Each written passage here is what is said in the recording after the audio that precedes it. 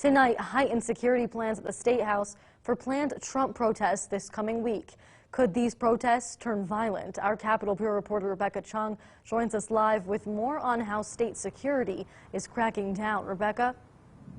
I'm outside the Capitol where things are calm right now, but that may change next week with protests planned here at the State House, and Capitol Security says they're prepared.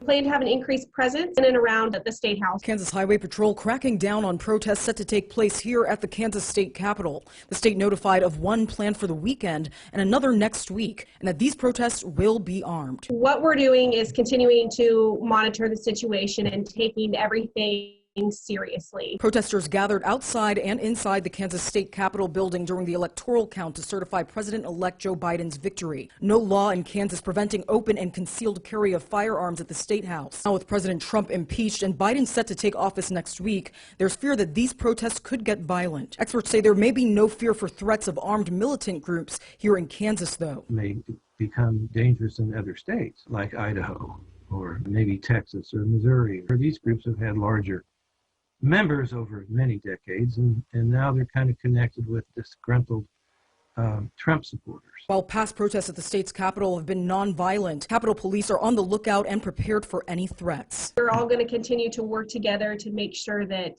everyone stays as safe as possible. Now it's illegal in Topeka to wear masks, vests, or body armor during demonstrations like the ones planned for this coming week. I spoke with the state's Bureau of Investigation, who are also on the lookout for threats and are encouraging people to call 911 to report suspicious activity. At the Capitol, I'm Rebecca Chung.